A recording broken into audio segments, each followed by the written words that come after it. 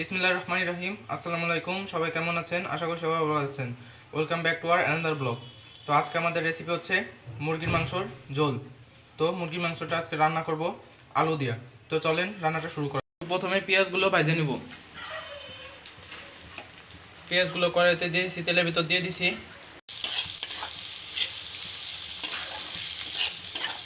পেঁয়াজটা ভাজা হয়ে গেছে, এখন রসুন বাটা দিয়ে দেবো।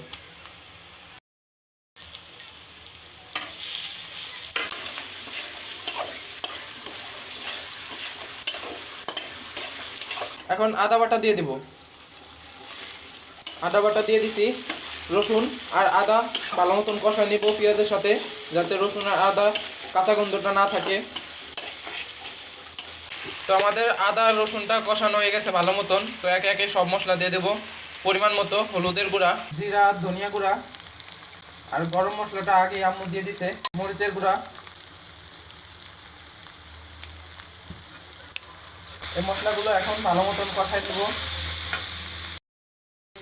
তো একটু সামান্য পরিমাণে একটু পানি দিয়ে দেবো, যাতে মশলাটা না পুড়ে যায়।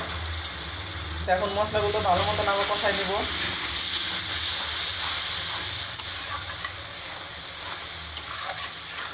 তো আমাদের মশলাটা কষানো হয়ে গেছিল, আম্মু মাংস দিয়ে দিছে। তো এখন মাংসটা ভালো মতন কষাই নিব।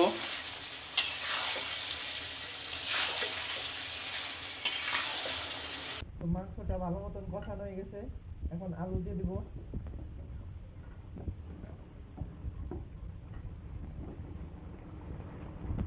আলু দিয়ে দিছি, আলু দিয়ে এখন ভালো মতন কষাই নিব আবার। তো নতুন আলু দেখে হলো বেশি দিছি, আমার ভাইবেন না যে আলু মাংসের চেয়ে আলু বেশি দিছি।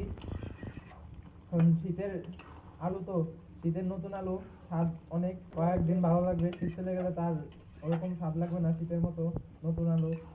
তার জন্য এখন বেশি খেয়ে নিতেছি। তো মাংস আলু দুইটাই ভালো মতন কষানো হয়ে গেছে, এখন ঝোলের জন্য পানি দিয়ে দেবো। তো ঝোলের জন্য পানি দিলাম। এখন ঢেকে দেবো। আমাদের মুরগি মাংসটা রান্না হয়ে গেছে, দেখেন উঠায় নিছি। তো কত সুন্দর কালার আসছে। তো শীতের দিনের আলু দিয়ে, নতুন আলু দিয়ে মুরগি মাংস রান্না, সবাই তো খায় কম বেশি এরকম। তো যারা যারা খাইছেন তাদের কাছে কেমন লাগে অবশ্যই কমেন্টে জানাবেন। আমার তো অনেক ভালো লাগে, তাই এভাবেই রান্না করে দেয়।